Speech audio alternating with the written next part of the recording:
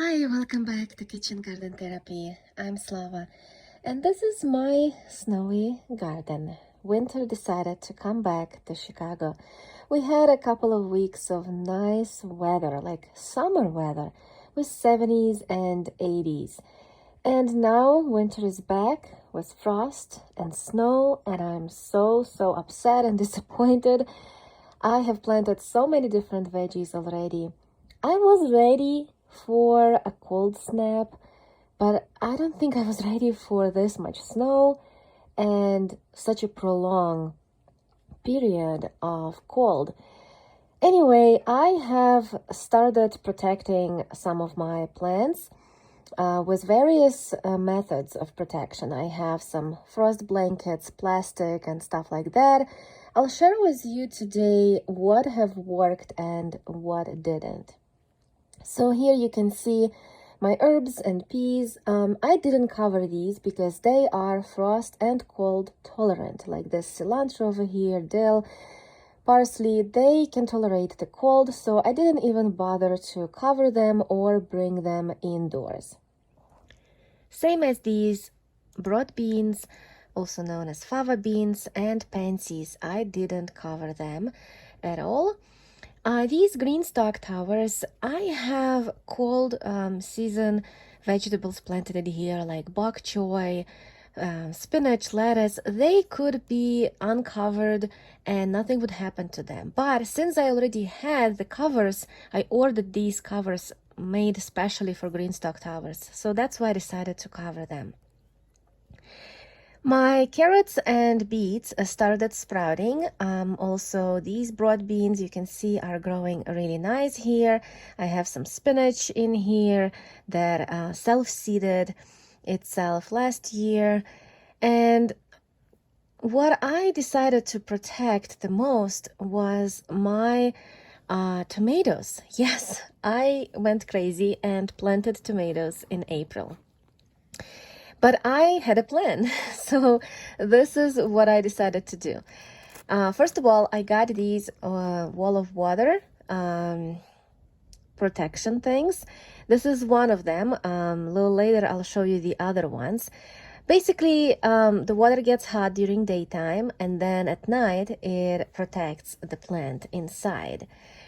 Also, I decided to use these styrofoam cones, and they would fly out if you just leave them out in the open. But since I am using this portable greenhouse, so wind is not blowing them away. And you can see that tomatoes had survived the frost under these cones and in the wall of water as well. So these things work. I'm happy to report that my experiment worked with this portable greenhouse. Also, these tomatoes are Siberian variety. So these are early and they are a little bit more cold tolerant than the rest of the tomatoes. You can see even their blooms didn't drop. Now these are my other wall of water. So I'm testing two different brands just to see which one works better. And these are outdoor, like these are not covered with another plastic like the other one was, the red one. And it looks like tomatoes have survived inside of these things. But I'll tell you for sure in a few weeks, just to, make sure, because we are expecting another cold next week. So I will be keeping these wall of waters and the rest of different protection things over my plants for another week at least. Probably until the end of April, I'll have these things on. Now, let me show you my cherry tree, which is blooming, and I hope these blooms don't drop with the frost because I really want to have cherries. And my asparagus is growing. I forgot to snap that one, so it's growing big now. Also, I decided to test these, I don't even know how to call them, just like a plastic cover with a mesh on top for the water to go in. And so you can only cover one plant with this, kind of like wall of water, but there is no water here, it's just plastic. And so I covered 2 Siberian tomatoes with these things, and let me show you how my tomatoes are doing, even though there was, as you can see, a lot of snow on top. But once you open, you can see that tomatoes are actually really good. Like they look just fine. So hopefully they will make it. I will be so happy if I can grow tomatoes starting April in Chicago with the help of these cones and wall of waters and other things. The rest of my plants, as you can see, I didn't bother to cover. They are just fine. My lettuce, that's a row of beets, and my carrots are also sprouted nice. For carrots, it's hard to germinate them because they like moisture, but we didn't have problem with moisture lately. It's been raining and snowing so much. This is my lettuce, spinach, and kale. And this piece is looks like it's almost ready to bloom. I hope we're gonna have nice weather because I want the peas. And my snowdrops and other flowers are blooming. Also, my red currants are in bloom. Their blooms, of course, look funny. Also, I had covered my potatoes and radishes with a cold frame, and as you can see, they are looking really good. They are happy to be here under this cold frame, covered with snow. Now you can compare it to the one that wasn't covered.